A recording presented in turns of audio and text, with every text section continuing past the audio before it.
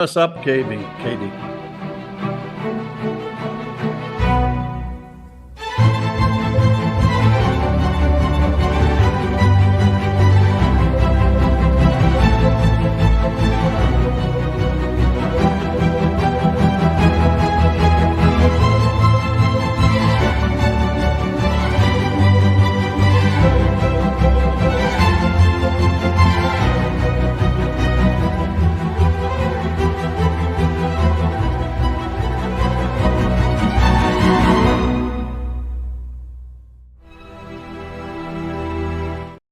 Hello, I'm Robert Moynihan, and I have the pleasure of speaking once again with Father Charles Murr.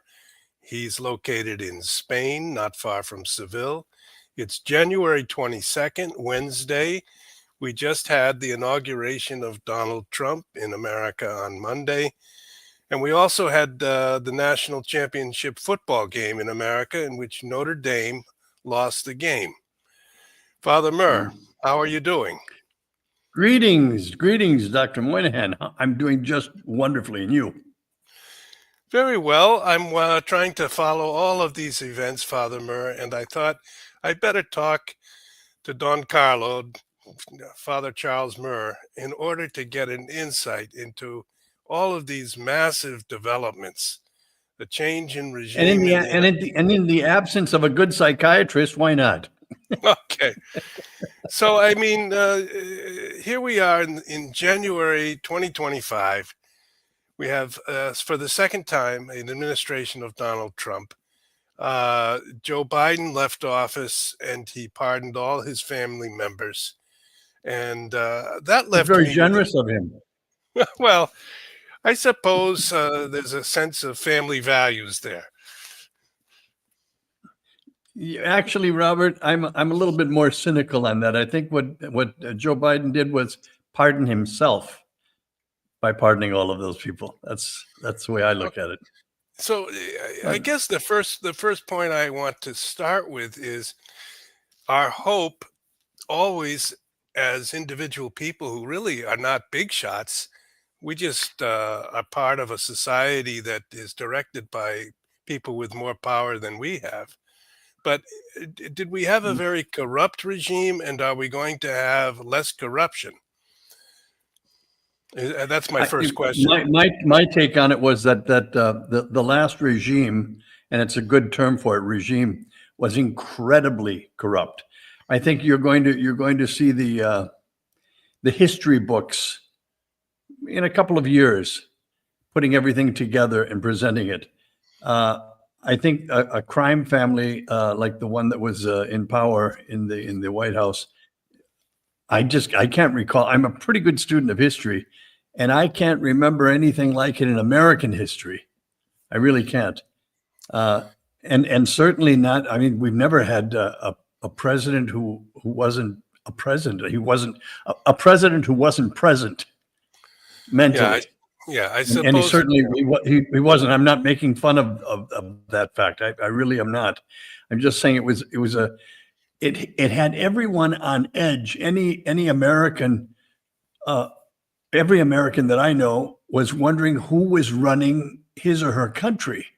That was the problem. And people who were not elected, people who nobody voted for, were running the country for at least 3 of those 4 years, at least. And what type that put everybody on edge.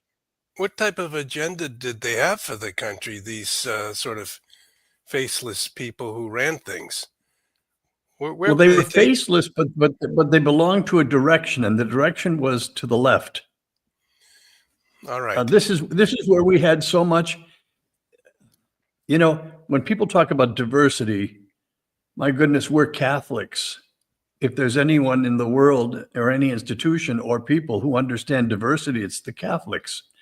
We have diversity everywhere. We have the Catholic Church being universal, but it's all over the world with diverse languages, cultures, input, everything like this. But that last regime was so bent on diversity, sexual diversity, et cetera, that what they ended up doing, and I'm not sure that wasn't their plan, but they ended up really dividing the country terribly. I never saw the country so divided. And the latter part of the Obama years, there was that division that came in when the president himself, rather than uniting people, rather than making an effort to unite people, was actually dividing, was actually divisive. And I saw that in these last 3 years anyway, strongly. Well, I'm very glad it's done, and I think most people are glad it's done. And I'm speaking for Republicans and Democrats. I just think that it was enough of that. It was yeah, simply enough of that. It's time to it's get as on. it's as if the pendulums swung so Robert, far. Yes, people were just scared of everything. we have over 100 people watching with us right now, Father Murr. So I'm going to bring a couple of their comments in. Good. Thomas Macon, astounding corruption on so many levels. Money Yes. influence, the dollar sign, money influence, who's in charge as a question, etc. So this was a general feeling that a lot of us had. Astounding corruption on many levels. The influence of the dollar, which is sort of like a false god. In other words, everything is mammon, and you cannot serve both God and mammon. And then questions about who was leading and whether there was secret strings being pulled, whether someone was being asked to sign documents that he didn't even realize, etc. Then we have another. There was also a double-tiered justice system, and people really felt that. You know, this is part of human nature. If I've got a family member in trouble or something, I'm going to help the family member. This is the way we're made. All right, it's simply the way we're made. The mafia takes it to a little bit of an extreme, but so do politicians. But we all of a sudden had a double standard in our justice system. One for politicians, and especially Democrat politicians, and another one for the plebs, the plebeians. That was very wrong. That was very wrong. Also, politicizing the justice system, using the justice system to get to your enemies, to take care of you. This was I never saw that in the United States. I'm sure it existed to some extent always, but never like this. Never like this. Sending people out. I mean, the one that really got my attention, Robert, and we talked about this in the past, was sending out FBI agents to places where they had the Latin Mass to take down license plates number and get people. This is incredible. This is just, I can't get over that. This is not the country that you and I were born into. It's really not. And I'm hoping it's getting back to the way things should be, ideally. We're never going to be completely there, but yes. Now we have Lady Rotha, who lives on the island of Man, off of the Isle of Man. I always appreciate her because I think she must have a vast sense of what is human and what is just. And she said this was a demonic agenda that had come to dominate.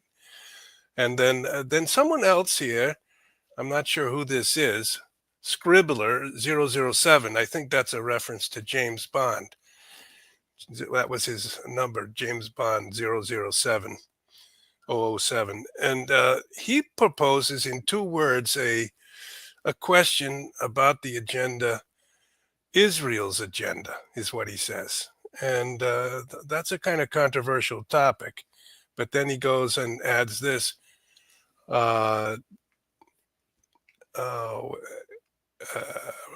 Right here. Scribbler says, definitely not a Catholic agenda. So he's referring to the former regime. And he says, he adds one last thing, I pray for Trump's conversion to the one true faith. Now, that's an interesting thought because a lot of people are wondering there's signs of some type of connection with the Catholic faith in some areas of this campaign, they're not dominant by any means, but Trump's wife is Melania, and she's a Catholic. And then he chose J.D. Vance as his vice president, who would be his successor if, in this case, something happened to him. He's a Catholic. So And he, his successor, most likely, even if something doesn't happen to him it could for very the well next 8 be. years afterwards. Yeah, I and believe that.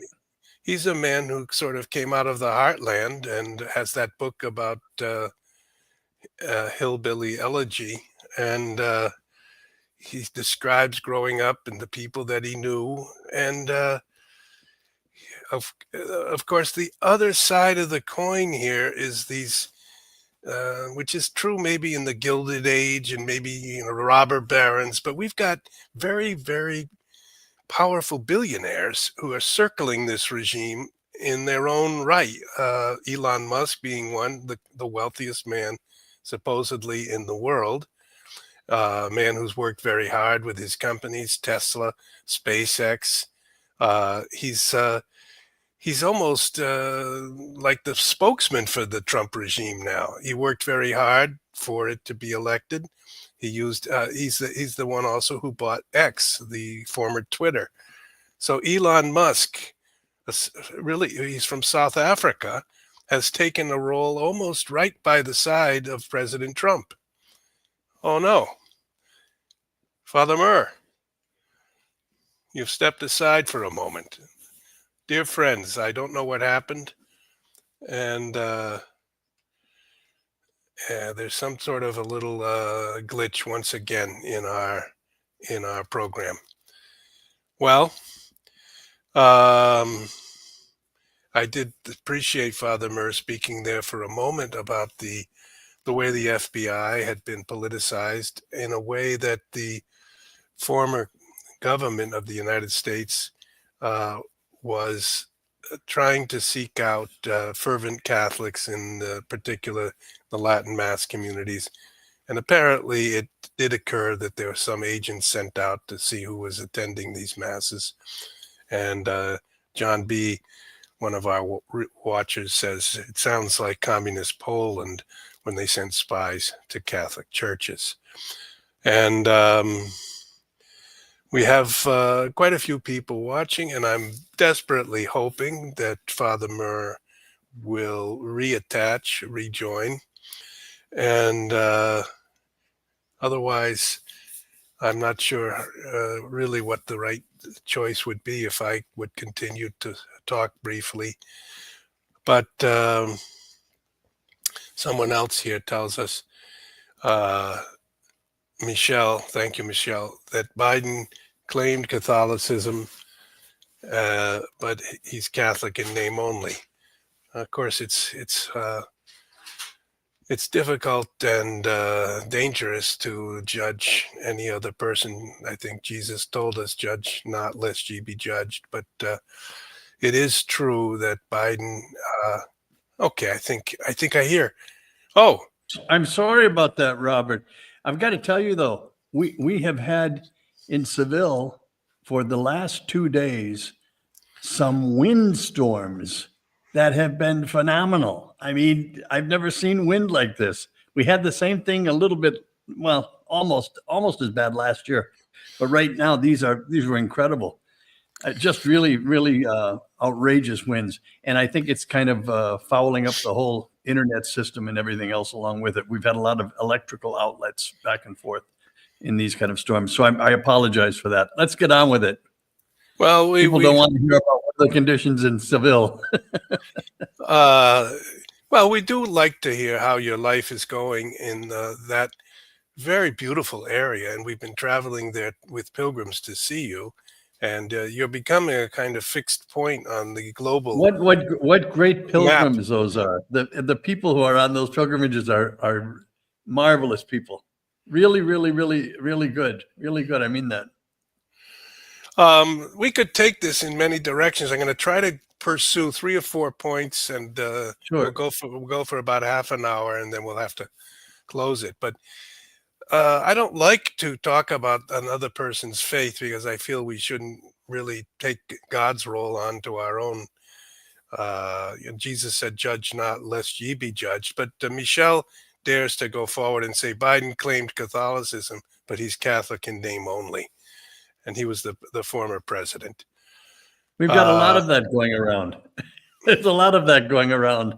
What do you mean by that, Father? Well, I mean, there are a lot of people who consider themselves Catholic, but they couldn't tell you the reason that they're on Earth. It's just, you know, we were just talking about the new Archbishop of Philadelphia decided to do something when he realized that 83% of his faithful Catholics don't attend Mass. You know, I mean, those are Catholics in name only. You know, we've got a lot of that going around. It's not just in politics. And then we have this, it's a related factor because the society is very secular. We're not quite a official communist society, but we're very progressive. And therefore, we don't like to talk about eternal matters and faith in the public square. We're sort of excluded. And Laurie H. notes, Bishop Barron needs to convert after excluding Jesus and the sign of the cross from his speech. And this was something even that we're all wondering, is it post-Christian completely in the West? Is the West the Christian culture at all any longer? Or is the Catholic Church and the Christian faith some type of a countercultural influence? And this has been a question really all of our lifetimes, Father Murr. It has. It has. Where do we But stand? more so in the last 25, I'd say 25, 30 years. Yes. All right. When I was a kid, Robert, and I hate going right back to to the olden days because they were so great and all. They were great, I think. But in the 50s and 60s, mid 60s up to 1965, we had converts coming into Catholicism galore. I mean, Fulton J. Sheen was credited by over a quarter of a million people who converted from Protestantism, Judaism, from every ism to Catholicism. So we had a lot. We experienced that. It was after the council that things started going down as far as numbers and as far as a real spirit. I remember processions, religious processions that we had in St. Paul, Minnesota, that were astounding. Just unbelievable. With all the Catholic grade schools at the cathedral, it was magnificent. That doesn't go on so much anymore. Yes, we've become very secular. But we're also becoming a smaller church. And I think we've talked about this before also. I think a holier church. It's going to be smaller, as Pope Benedict said, smaller and holier, more authentic. I think we're going to end up with people who are real believers. But the place in the world, the marketplace, we've relinquished that place. We've let it slip away. We don't have the voice we had before. Just a couple more comments, because I think people like to feel that we do take them seriously, and we do. We appreciate every one of you. And Michael Laurenti, good evening, Robert and Father Murr from Catania, Italy. Catania, Italia. Mannaggia la miseria. Bravo. Now that's down in Sicily, correct? Sure. It's Catania the big city. certainly is. Yeah, and it's under Mount Etna. They're always facing the possible danger that Mount Etna could explode and harm them. Then John B. notes that a fact I did not know, Cecil Richards, former president of Planned Parenthood, apparently died Monday, the day Trump was installed, and he I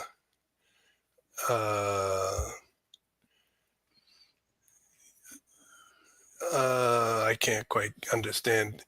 Trump was installed, who overturned Roe and died on Martin Luther King holiday.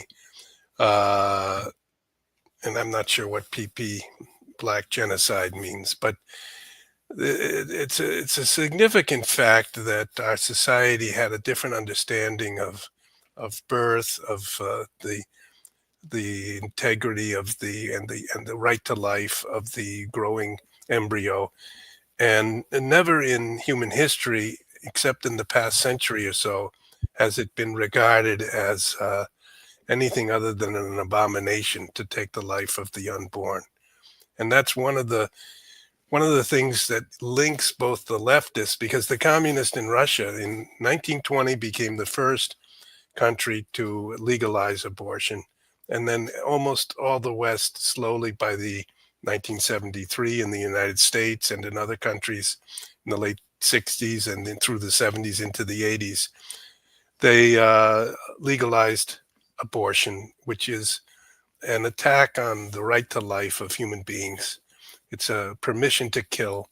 And the 1990s, this led to John Paul II speaking of a culture of death and beginning this tremendous battle the church has had to try to reaffirm the culture of life. But it's not clear that in this particular issue, even this new administration, which is so praiseworthy in many ways, is going to be pro-life. What do you think, Father? I don't think that they're going to be as pro-life as 8 years ago they started to be. Mhm. I think this is politics, Robert. This is politics. Mhm. If you would take an absolute pro-life stance, you would never be elected to anything, and you wouldn't be able to change anything if you're not somewhat inside the game plan. That's why I think that President Trump downplayed a little bit the pro-life agenda. Hmm. Not that he's not pro-life. I'm not saying that. He is. And I think he's the most pro-life president that we've had in the United States. However, he modified his stances in certain areas. However, I repeat, this is politics. And if you're not going to play politics, you're never going to come into power. And if you're not into power, you can't affect or change many things. He will change, I believe he will change what he can change. And I think that's going to be significant. I really Yeah. do. Um, Right now, I just saw Father Frank Pavone a little while ago calling people's attention to the fact that there's a website run by the government to help you find abortion centers near you. You're coming to a theater near you, right? So that you can get your abortions easier and everything. All of a sudden, that website was taken down yesterday. oh, Gone. Right? So well, they're moving already. They're moving, and this is good. This is good. I think what people are most upset about, even moderates on the question of on the pro-life question. I don't think you can be a moderate if you're a Catholic, but those who are moderates, non-Catholics, what everyone is united on is this question: why in the world am I paying for someone to kill her child? Why am I paying for that? Why are my tax dollars paying for that? This is what people want stopped. That's the issue. I think okay. that unites everybody on the pro-life spectrum. I I believe. mean, I think the deep point of what you just talked about, that you said Trump somehow tacked to the wind of necessity in the political terms and didn't try to really take on this question. Maybe he doesn't even have the conviction about it himself personally. But you said in any case, our political system and political life in general is such that pure moral principles have to often be compromised in order to gain power or to get into office. And the thought came to me that this is precisely what Jesus himself was referring to when he said, I'm preaching the kingdom of God, but the kingdom of God is within you, and the kingdom of God is not of this world. And in some way, there's always, St. Augustine dealt with this question, the city of man and the city of God. We do think that the city of God, the city where things are not compromised, where things are perfect, is the way that we should direct ourselves. We should long for it. We should hope for it. We should dream about it. But the political life of man always involves compromise, because there's people who of all sorts, people of all sorts, and unless you have continual battle and eliminate such people, uh, or convert them, which I think is the history of the last 2,000 years. There's been a long history of conversion. But otherwise, political life is not the kingdom of heaven. And we have to do as best we can while also focusing on our eyes on that which is above. Does that seem to be the Catholic position? I'm smiling because as you're talking, I'm remembering Thomas Aquinas was asked by his students whether they were on one of some question from the New Testament, a part of Scripture, the rich man, poor man thing. And one of the students asked Thomas Aquinas, who would make a better governor, a rich man or a poor man? And Aquinas answered quickly. He said, the rich man, of course. And his students said, what, you're against the poor? And the poor have values? And he said, oh, I'm not against the poor. It's that the rich man is already corrupt. He's already corrupt. Where if you would take the poor man who's not corrupt, you have to corrupt him first so that he could govern. What he's saying is you're never going to find perfection in government. It's not there. Perfection is not in the church, except in the mystical body of the church and Jesus Christ. The rest of it is open to all sorts of problems. This is what we're going through right now. The church is perfect in her teachings and in her glory in heaven, but very imperfect in her membership. We know that. So is politics. Anything that's human is imperfect, and I think if we don't accept that, we're not going to get very far. We're not going to influence anyone until we deal with reality first, and that is reality. I think President Trump is dealing with reality. I really do. I think he's trying to see. He first of all, he knows what's right. He knows what's wrong. He does. I believe that. He's trying to appease a nation made up of all sorts of people. This is our form of government. Now, we could have a dictatorship. We could have a monarchy. We could have any sort of government you want. We could have Marxism if that's what the left was moving on for years before. That's not what we have. We have a government that is trying to take into account all of its citizenry. Now that's quite a chunk to chew on. That's amazing, to take into account everybody. Well, to take into account everyone, you have to modify. You have to compromise on different things. You just have to. It's a necessary evil. It's what has to be done to govern. And I think that's what President Trump is doing. And I think he's doing, well, excuse me, this is only his second day, so we can't judge too much. But I think it's going to be a very interesting period, these next 4 years. I'll tell you one thing, Robert, that I can speak on. The reaction from the international world is amazing, really amazing to Trump. I guess I always knew that we were the most powerful nation on earth. I don't say that in a boastful manner. It's just what is. Spain used to be, Rome used to be, France used to be, it's England used to be. It's sort of passing the ball. We have it right now. But what am I saying? Well, the reaction of all these governments sort of more or Oh, less. yes, the governments, Mexico, right? I keep up with Mexican news very much because I'm very, very interested in the cartel situation. I really am, because Mexico is so corrupt and so far gone that you have the cartels actually running the country.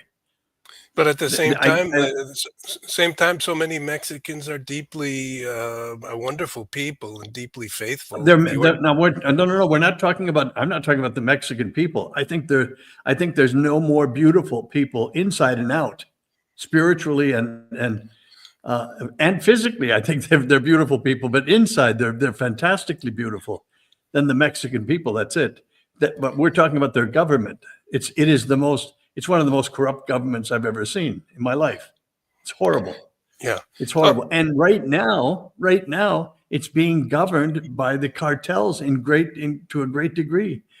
I gave you this fact a few weeks ago when they were having Mexican elections. The campaign season began with 40 candidates for president.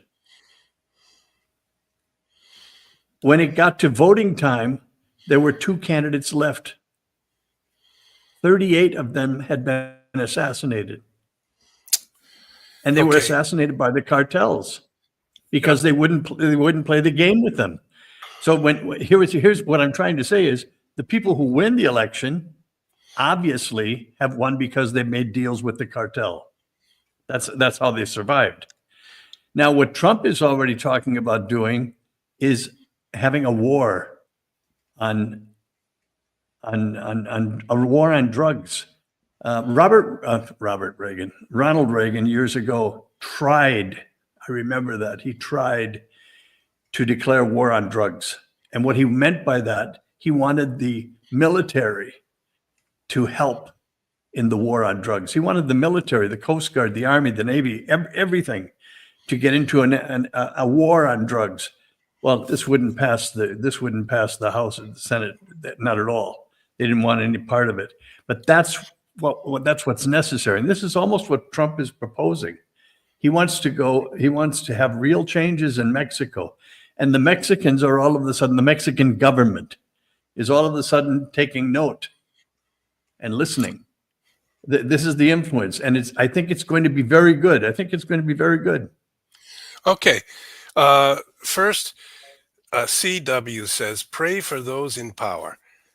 Who would want to face such compromises with such far-reaching ramifications day in and day out? Mm-hmm. So I think that's a profound remark. Mm-hmm. And I would say that we do pray for Trump. I think we prayed for Biden. We pray for all these men and women who are in leadership positions, just as we pray for each other. I think all of us are in danger of sliding into some compromise.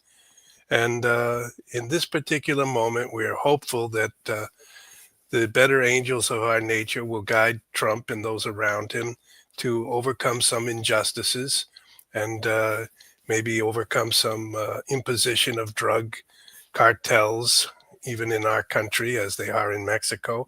So there's a lot of issues.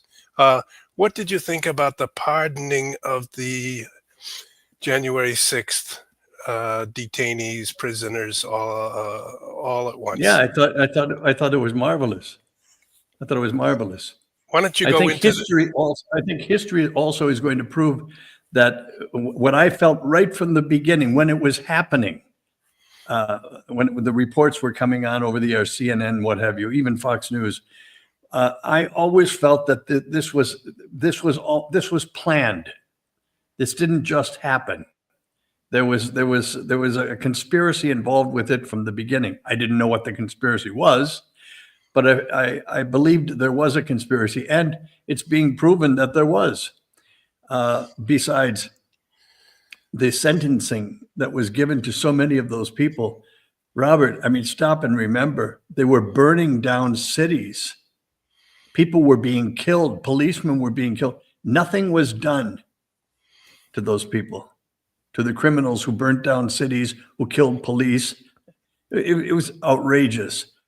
And these people who are protesting in a rather peaceful manner, I'm sure that there were people, I know that there were people who were misbehaving, and they deserved to have been arrested, and they were. But how many were arrested? 1,600, 1,500, something like this? No, I'm not buying that at all. And they were given sentences, some of them up to 10 years in federal prison. What is this crazy? Crazy. Oh, While yeah, the rest of the country is burning down and nothing is being done. This is what right. I'm talking about, a two-tiered system of justice. And people have had it with that. They really have. I Yeah. know Democrats who have had it with that. Well, I agree with you, and I think it was against all of our traditions to take people who had a profound grievance. They should have been some way to express this grievance that didn't involve any violence at all. But these people were not organized into into some type of a phalanx or a military squad to take over the U.S. government. It was a contested No, no, no, election, no, no, no, no, and and no. and They simply weren't. and then they were more or less put, some of them, without even going to But trial. they were treated. They were treated as though Yeah, from guilty. Yeah. that was happening. Mhm. And it became impossible even to speak in any way in their defense, uh, as if you were Well, against. you had to go by the Democrat Party line on that, and if you stepped out of that, boy, Schumer and Pelosi and different ones were right on your case. No, they wanted it to be this narrative, and that's the narrative it was given. Well, that's all falling apart now.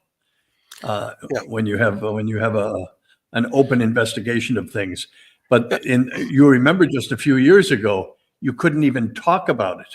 yes, that's what I'm saying. Now, Yeah. that's what I'm very concerned about, though. Also, I really think that the Catholic Church is a sanctuary in the world where you could be of one political view or another political view, but you're still a soul in the presence of God, and the church and the pastor would deal with such a person.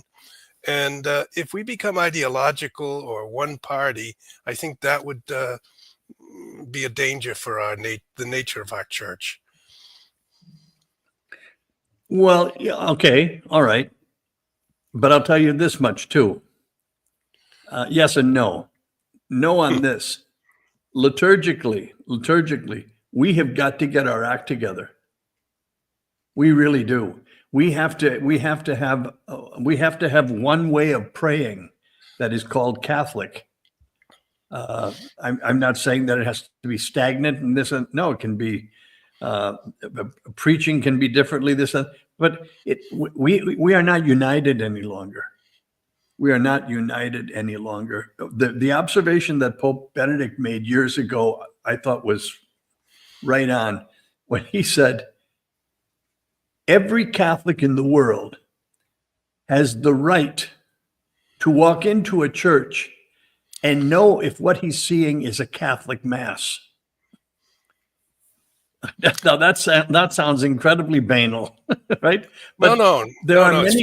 many times I've walked into churches and I don't know what's going on. It's like the Shrine Circus is in town. Yeah, no, no. It, It's it, not it, it, banal. it doesn't.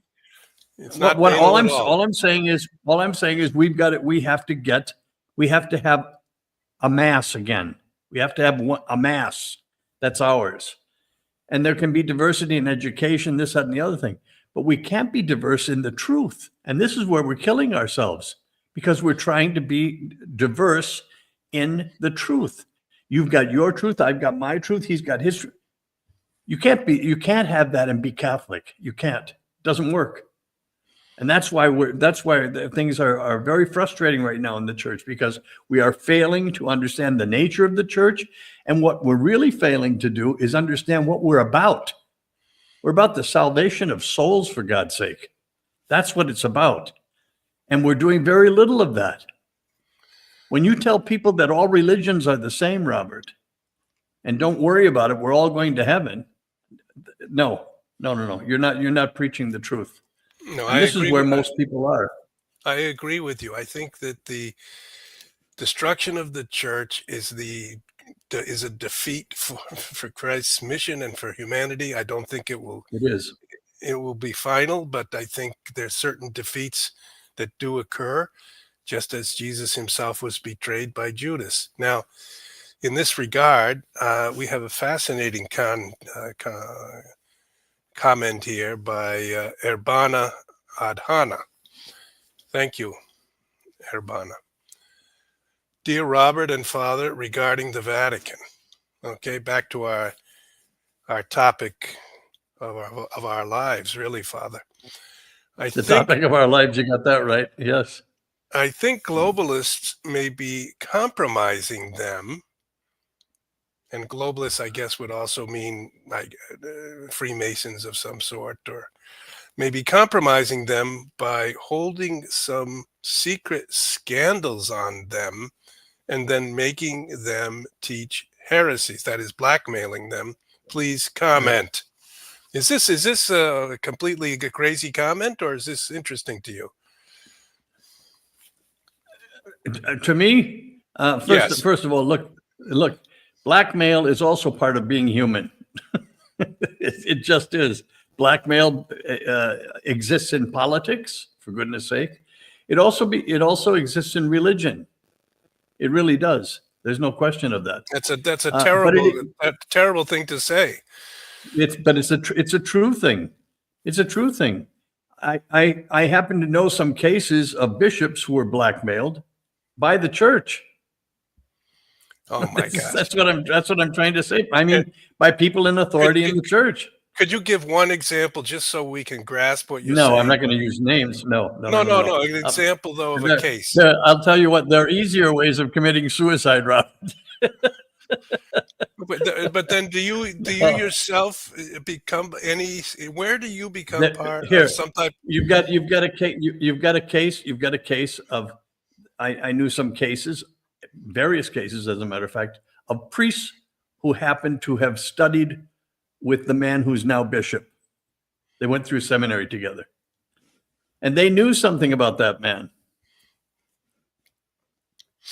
Whatever it was, his moral life is usually it's a moral thing, and a moral scandal, and they would make that known if they didn't get this parish.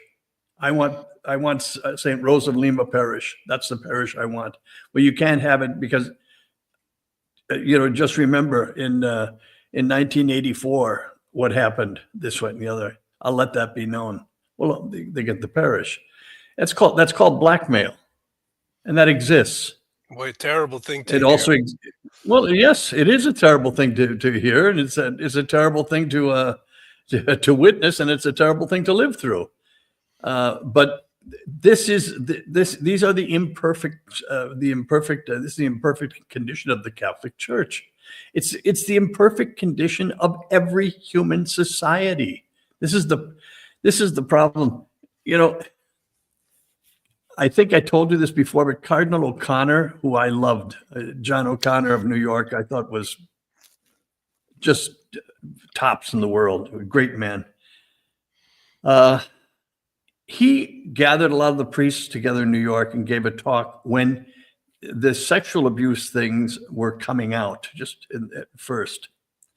And he said to a great body of the priests, I don't know if we were all called to St. Patrick's Cathedral, but I mean, hundreds came to hear this speech. And he said, the study of John Jay College Criminal School of Criminology says that there are the same number of sexual abusers in the priesthood as in teaching, as in lawyering, as in doctoring, as in this. And he went through all of these different categories. The percentage was not different. Now you're going to hear about the priest because it's a bigger scandal. But the percentage wasn't that different from all of these different categories of professionals. And I'll never forget Cardinal O'Connor, what he said.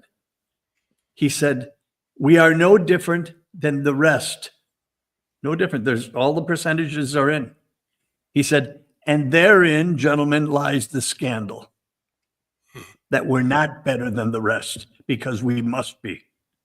We must be. We're Catholic priests. We must be better. Our lives have got to be better.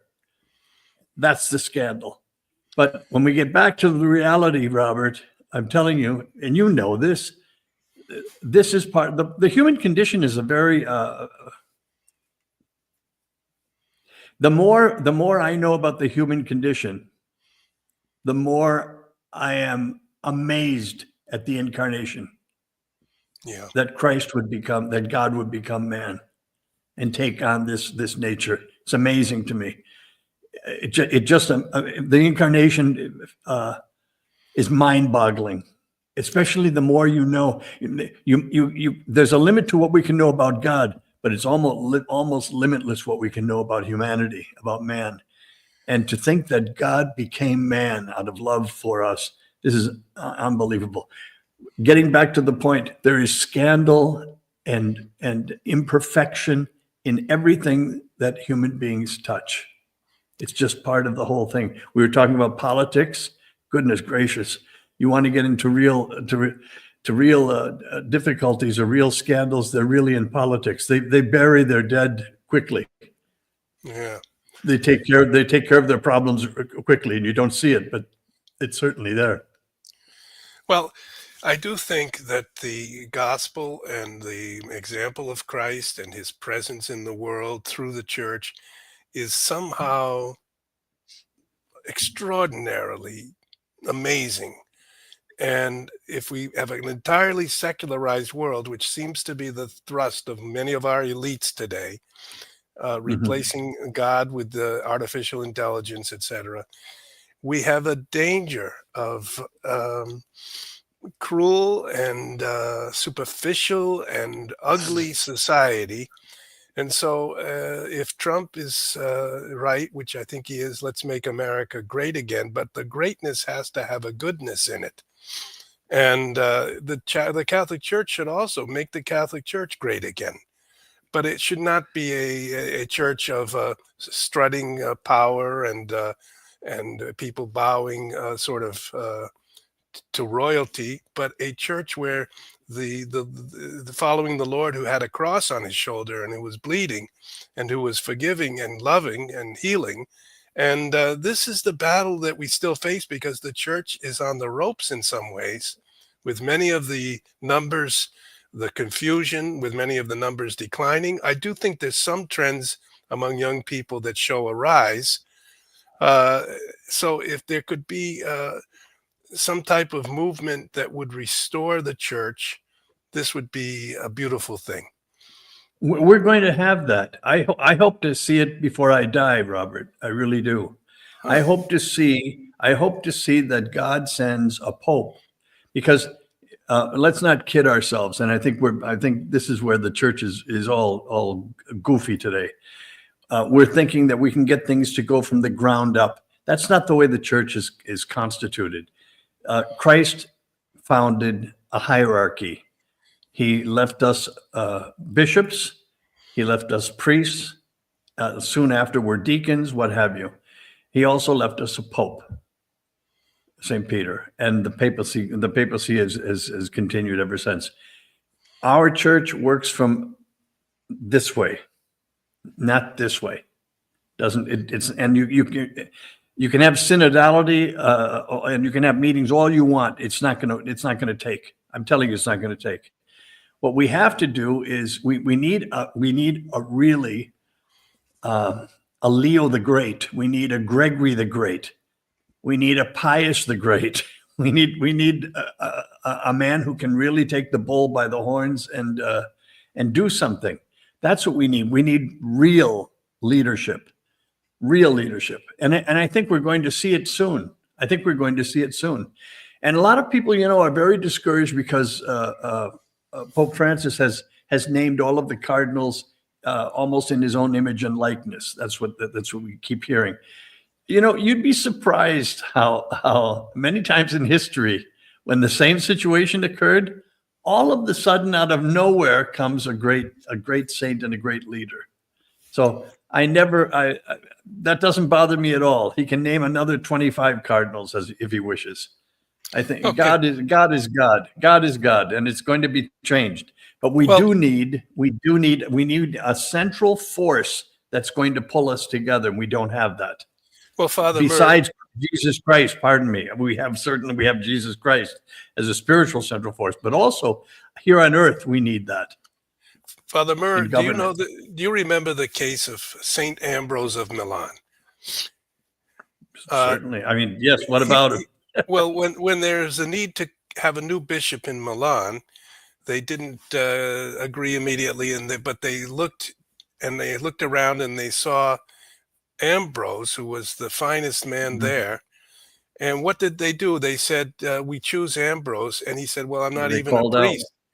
So they ordained him a priest that morning, and then that afternoon they consecrated him the bishop of Milan, and he became the great saint and the one who really converted Saint Augustine.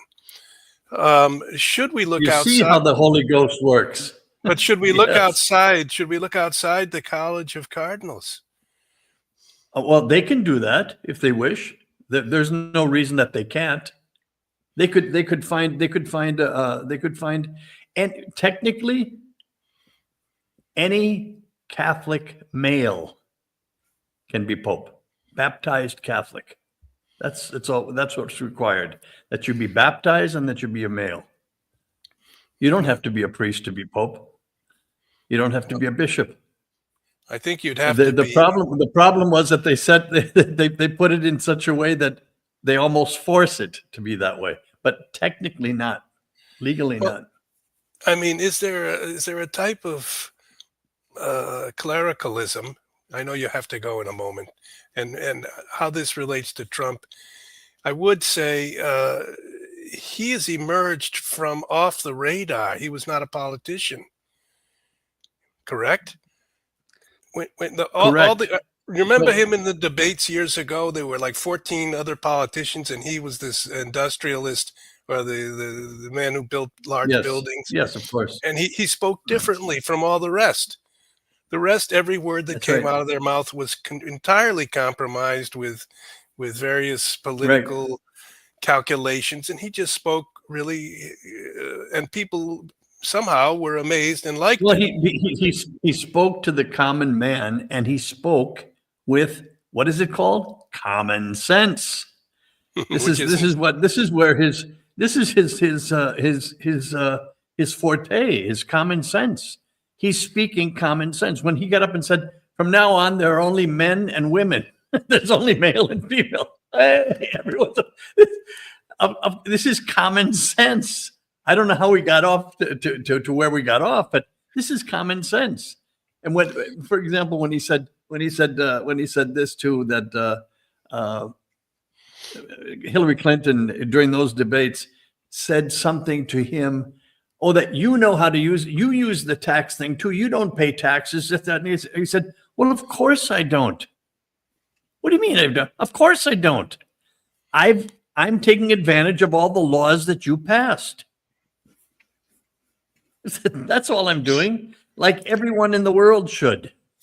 Well, this is common sense. When people hear this, they're saying, yes, this is the greatness of Donald Trump. This is the greatness of him.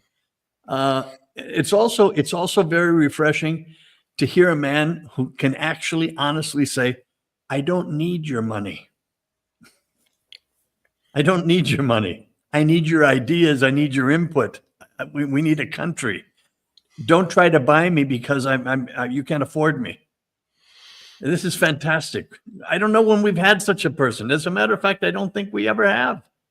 I'm trying to remember in history such a person. Huh? Now, listen, I'm very sorry, but I've got to go. They're waiting for me on another channel. I'm All right. supposed to be dynamic today. Okay. All right. So we'll see you next week, and we'll continue on some of these same This questions. I mean, we could continue on this, Robert, until the cows come home. Yeah, we'll come back next week. Thanks to everyone. If you do like Father Murr, then please click the like button. It does help us, and we really And if you appreciate don't like Father Murr, don't say so, please. Okay. So God thanks bless. to everyone. Yes, and a wonderful year to all. God bless all you.